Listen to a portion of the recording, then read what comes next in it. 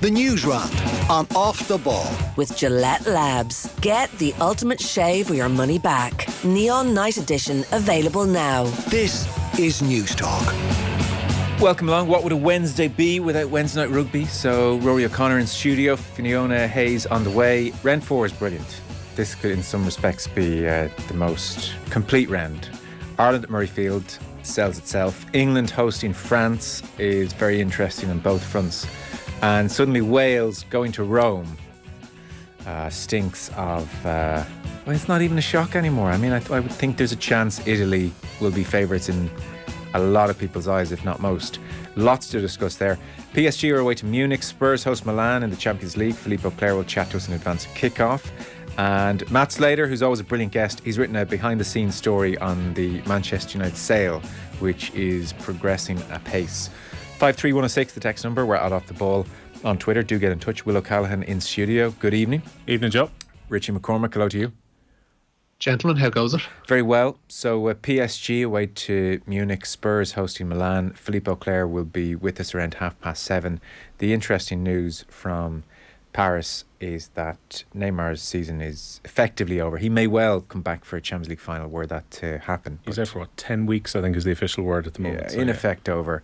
And everybody's happy about it. The manager included. we're a more balanced side, he said in his press conference yesterday, before frantically saying, although, you know, we love Neymar and we do score fewer goals, but everybody, Parisian fans, Parisian media, Christophe Galtier, Mbappe, all think, well, this is great. This is just superb that Neymar's ankle has got. Obviously, I'm exaggerating a touch, but that is the very real sense. Philippe will fill us in. It's understandable. They were a parody of themselves against Bayern in the first leg. They've been messy since the World Cup because there's definitely been a case of motivation for some of the players. The fact that Mbappe went to New York, as did Hakimi, I think directly after the World Cup, and they weren't there for Lionel Messi's first couple of games back after becoming a world champion. Could you look at Messi?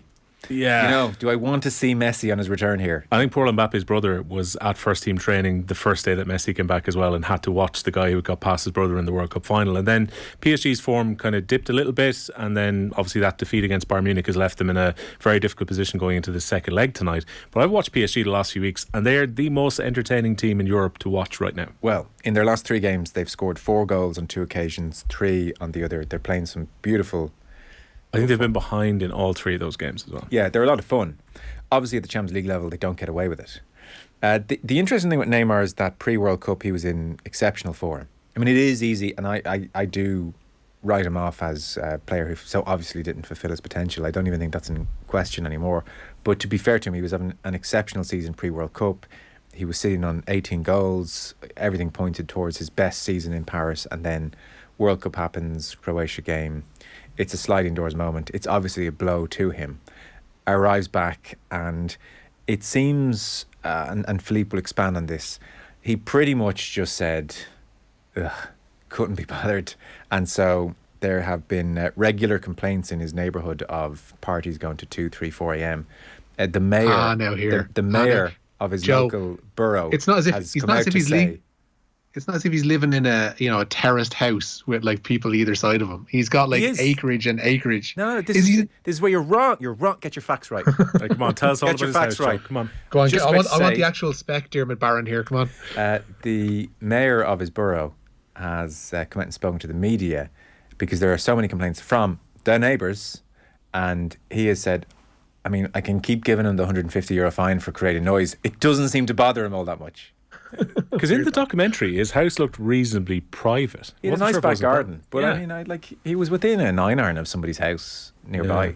Yeah, he's in Paris. Is that how you measure people? I measure so many things in golf distances, like automatically in my head. That's no joke. So, what's your dream garden? What really club do you have to hit to the back of the garden then? Am I cutting the grass or not? I presume you have to help if you're a 6 or a 5-iron. That's true. Well, then I'll have to go driver. I mean, why not? You want a good ride-on mower if you want a big garden, though. Yeah. That's the dream. No, I'll walk down the street and be like, that's a wedge. That's a drive. Honestly, it's like it's crippling. It's crippling. Oh God! Oh, God. Neymar didn't help himself. I think after was it the first leg of this where he was seen out quite late at night in Paris as well. And he was going for fast food, and fans questioned this. He is overweight, and Mbappe after the first leg, and this registered with us, and we thought, well, we must get Philippe on ahead of the second leg, and obviously subsequent to that, Neymar is now out for the season. But after the first leg, the 1-0 defeat to Bayern, where PSG were just a parody themselves. You know, it's 11v8 when Bayern have the ball. And Mbappe, after the match, said, amongst other things, between now and the second leg, our players will have to be in good health for the return leg. Everyone needs to eat and sleep well. Not pointed at all. Yeah, I mean, who has said that is what do you need to turn it around for the second leg at Champions League level? I need my teammates to be professional. Yeah, eat and sleep well is the big issue for us. And subsequent to everyone going, well, that's obviously about Neymar. Mbappe, with a straight face, said, it wasn't a dig at Neymar. In this situation, a dig is the last thing we need. He lied. So it's just all sorts of fun. Mbappe is box office. Yesterday, he was asked if losing tonight and exiting Europe will be decisive in your decision to stay or leave. And, could this dictate your future? And he said, if I linked my future to the Champions League, without wishing to show a lack of respect to the club, I would have left a long time ago. Mm. And they're all, thanks a lot, bud. Yeah, thank you to our spiritual leader. No, he's meant to be Mr. PSG, and everything that happened last summer was meant to indicate that things were still going in a good direction for them. And now again, we've got a referendum about his future. Messi's contract's up this summer, and it looks fairly inevitable that PSG will allow Neymar to go if a sufficient offer comes in this summer. What is a sufficient offer, I wonder, for? And who's buying him? That's a good question. Like who's buying? Like who wants that package that you've just laid out there? Like I know he has literally all the talent in the world and could well have been, and I think that time is probably past, but he could well have been one of the best players ever. And yet he's a kind of a parody of this kind of Showtime big style footballer who's all about the superfluous stuff that goes along with being a professional without actually doing what needs to be done on the pitch with any kind of regularity. Penny for his thoughts at the moment as well, that like he goes for 220 million to PSG in 2017 with the intention of stepping out of Messi's shadow and eventually becoming the best player in the world. They signed Mbappe for a ridiculous amount of money not long after Neymar's first season in Paris. He's now become the best young player in the world, and Messi's form post the World Cup has seen him become the best player in the world once again. That he's now watching Messi be the heart and soul of the team, with Mbappe being the big star of the team. Yeah. Well, once again, he's injured for the knockout stages of the Champions League. That's become such a recurring story for Neymar over the last 4 or 5 years as well. Yeah, he's real problems with his ankles. So it is an issue. And again, it's not that he's been bad, and especially this season, but as you say, if 3 is too many for any kind of balance, and 1 is Mbappe and the other is Messi, you don't want to be third member of that triangle. No. Paul and Kildare, has there been a singularly more frustrating player than Neymar? No joke. The disparity between what he could have been and what he has become is so vast it kills me. He's certainly Romario comes close. Romario comes close when he, like, I know he won the World Cup in '94. Yeah. But he's like his moment at the top when you look back, and it was so brief. Like it was like '94 was his peak year with Barcelona and Brazil. Like for somebody who's just far too fond of going to Carnival every spring, like he'd make you tear your hair out because he literally could do it all. But he's that kind of player. I do think just how good Ronaldinho was at his peak is forgotten because it was relatively brief. But there was a 2, maybe 3, 4 at a push year period where he was the best player in the world. 2003 to 2007. Extraordinary things. Yeah. Once Pep came in, he was already gone a year or two probably. He was phenomenal. And look, I would lean towards Zidane at the best of times, and he was still very much around then. But Ronaldinho hit some special heights, and then akin to Romario, same problem. So yeah. In Neymar's case, 7 years ago tonight, since I think the best ever performance in the Champions League, which was his performance in the comeback in the last 25 minutes particularly. Is that 7 years? Yeah, 7 years tonight. Ooh, wow. Yeah. The knockout stage of the Champions League around then to now has just been off the charts. That year I thought, well, this is a freakishly good year. And I think it's just continued to be freakishly good since then. Not yet this year, though. Not yet this year. No, that's a very fair point. Well, Madrid and Liverpool was pretty entertaining. Yeah, that was good. That was good. So somebody has tweeted to me to say, on the measuring distances in golf yardages, completely relate, and can't walk by a window without looking at my backswing. Oh yeah, I mean that's it. That's a thing. You're not going to believe, right? Phil Egan was telling us earlier, he was in the gym, I think, yesterday evening after work. There was a guy who he said was swinging weights in the same way as his backswing. So he was obviously trying to improve as he went along. Yeah. Is this normal among golfers? Because most of us in the office kind of went, what? Oh, yeah. Like,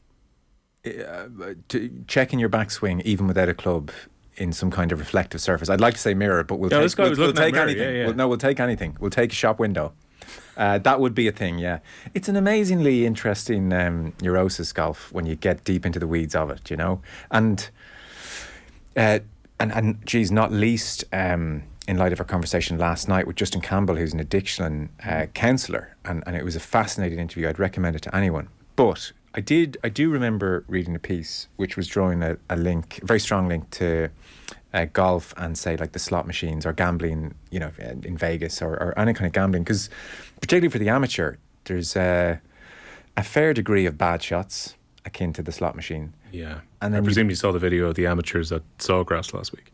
No, but I can imagine. Go with the 17. Yeah. There were some ugly strokes. Sure, but then in amongst it all, there are the sweet shots akin to, oh my God, I've just won. And so that sets off all similar kind of neurons and chemicals, and you know, it's just a rush. And you'll often hear golfers say, "Oh yeah, that's the bloody hell! I stunk the joint out, and then I hit a great shot in 18." And his or her playing partners will say, "That's the one that'll bring you back." And so there is a bit of that. I've said too much.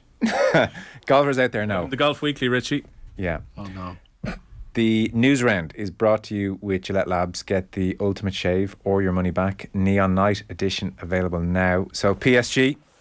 Yeah, you mentioned Kylian Mbappe's comments about PSG in the Champions League. They're not unwarranted. Paris Saint-Germain risk missing out on the quarter-finals for the 5th time in 7 seasons tonight. Ahead of their second leg away to Bayern Munich, they trailed the Bundesliga giants by 1-0. Taking it through the teams, Bayern start with Jan Sommer in goal, Josip Stanisic, Diet Upamecano, Matthijs de Ligt and Alphonso Davies at their back four. Joshua Kimmich and Leon Goretzka are in midfield.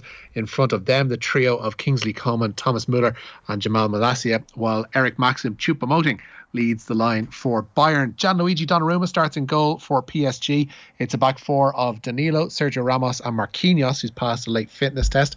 Despite his problems off the pitch, Achraf Hakimi starts on the right.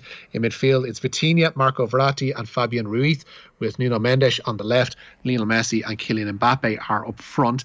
Antonio Conte is back in the dugout as Tottenham look to barge their way into the quarter-finals. They're 1-0 down to AC Milan going into their second leg in North London. Just one change for them. Emerson Royal in for Pedro Porro. So Fraser Forster continues in goal for them. It's a unchanged back three of Clement Longley, Christian Romero and Ben Davies.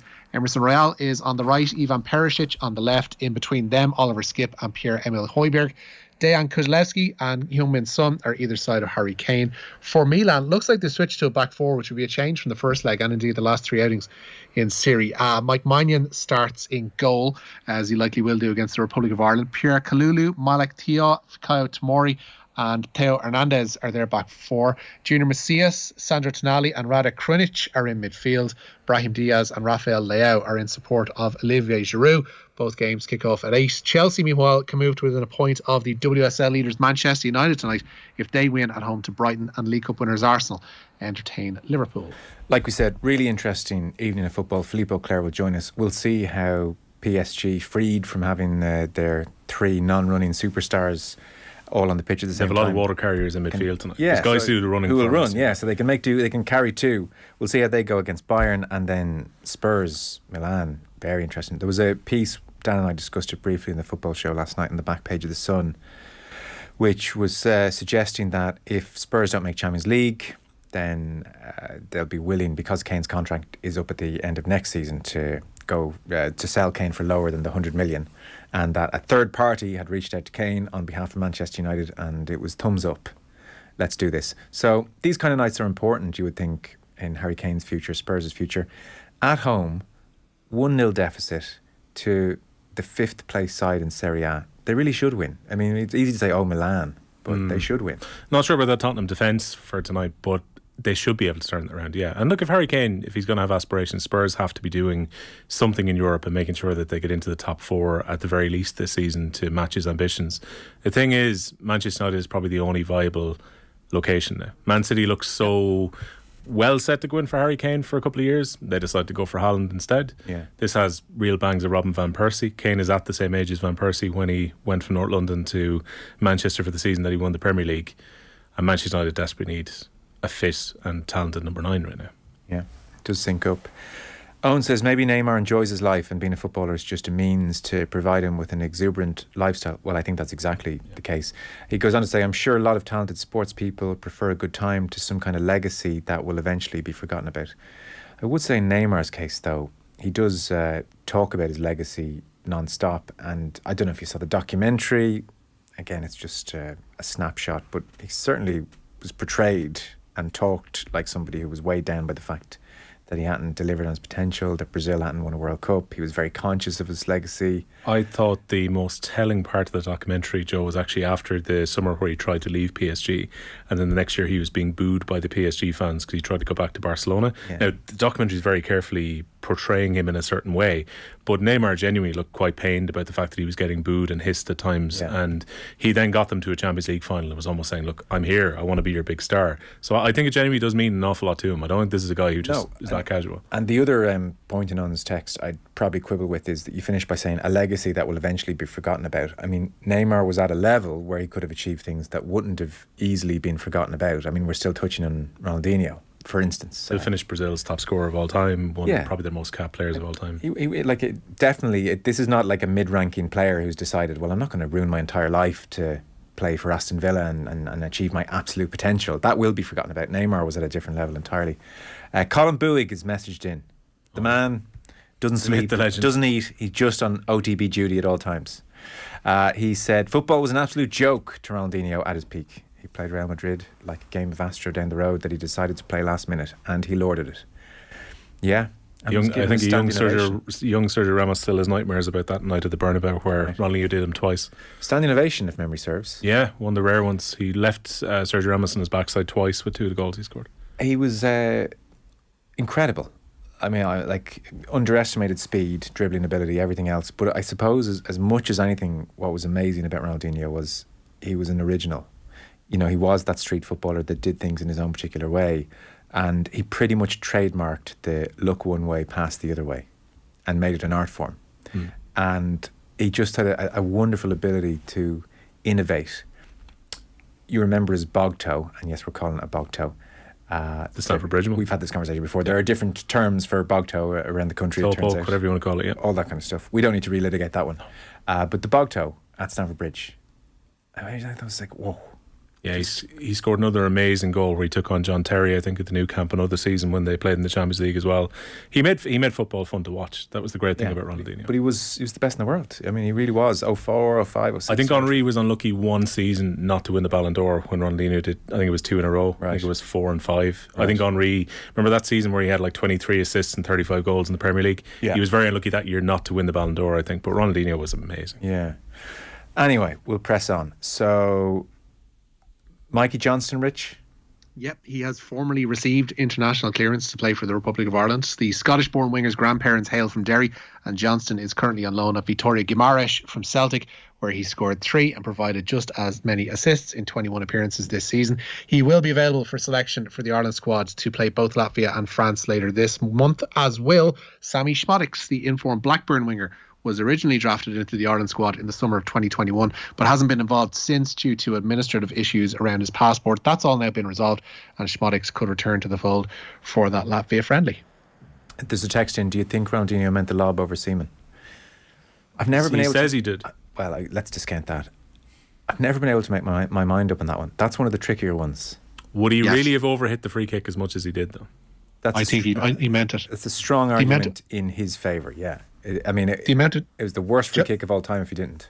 Like, you know how much I go back and look on old like stuff on YouTube and that the amount of times I've actually come across instances where David Seaman was lobbed that just aren't remembered. I'm telling me like stuff when he was at like QPR in Birmingham and even into his early Arsenal days. He was so susceptible to a lob that I don't think Ronaldinho didn't know that. Like by 2002. You're what, 8 years removed, is it, from the Naeem? 9 years removed from the Naeem in Paris. So people knew about it. He was gettable from that distance, and if you spotted him off his line, it was worth having a go. Yeah. I'm going to give him credit as well. He took the free kick so quickly that I felt like he knew that Seaman had drifted too far out before he took the free kick. If that was just an overhit free kick, he would have definitely had a more measured routine before doing that, I think he spotted him and went for it. Don't know. Ooh, Don't know. Joe's not convinced. I'm not unconvinced either. I don't know. Usually I have a strong feeling one way or another with most of these things, but don't know. Poor old Seaman. I mean, Naeem from the halfway line, like, his career is blotted with these things. Yeah. Has Seaman ever said much about it? Norwich is... I wonder does he think knowing David Seaman, he probably chuckled about it and moved on. He's that kind of jovial kind of character. That is. Yeah, I don't know. I don't think David Seaman doesn't seem, and I mean this in the best way possible, he doesn't seem like somebody who's really pained by errors in his career. He seems like a jovial chap and is happy with his life, and that's absolutely fair enough. It sure is. Mike in Cork has been in touch. Lads, on documentaries on a slight tangent last week. We never discussed documentaries on a slight tangent. Did we? Might have on Friday, actually. It wasn't a slight tangent, but go on. Okay. Could be a different slot. Mick, that was not a slight tangent. So come on. On some other slot on Off the Ball, you were talking about the upcoming Ronnie O'Sullivan documentary. It has actually been released, he says, and it's on Discovery Plus. And Mick says, underwhelming.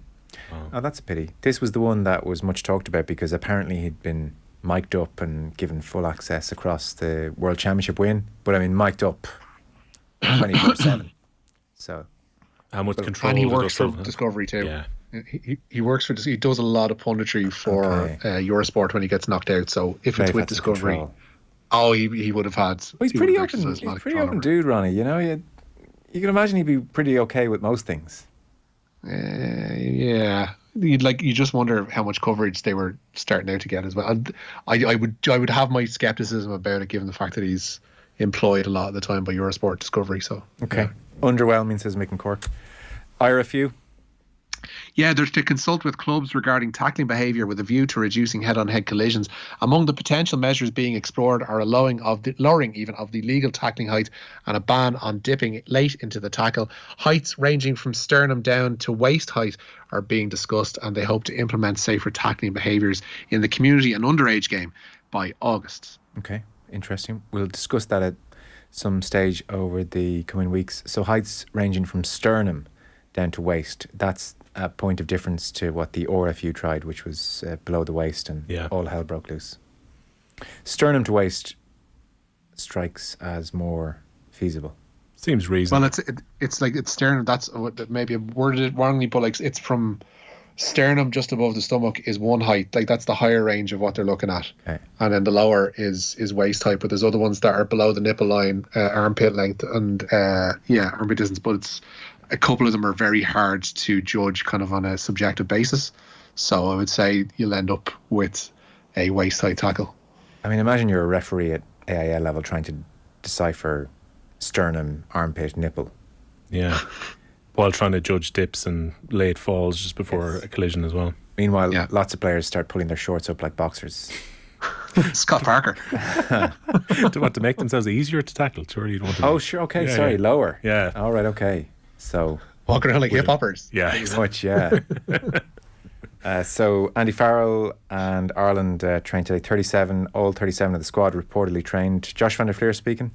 Yeah, all 37 members training today. So the likes of Gary Ringrose, James Lowe, Stuart McCloskey and Keane Healy, who all missed various parts of last week's open training session, look good to go from Murrayfield. And Josh van der Fleer was before the media today, asked about what they expect from Scotland this weekend. Scotland have threats across the board. Really, their forwards have been really effective. Scrum and maul has been very good. Obviously, as a back row, I always think towards the breakdown. Lads like Jamie Richie and Hamish Watson coming back in, there's huge threat in that area.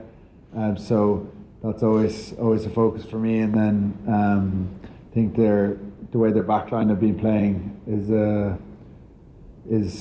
makes it a big challenge for defences. And you've seen so far in the 3 games they've played, defences have struggled to live with them. So that'll be a big focus for us defensively as well.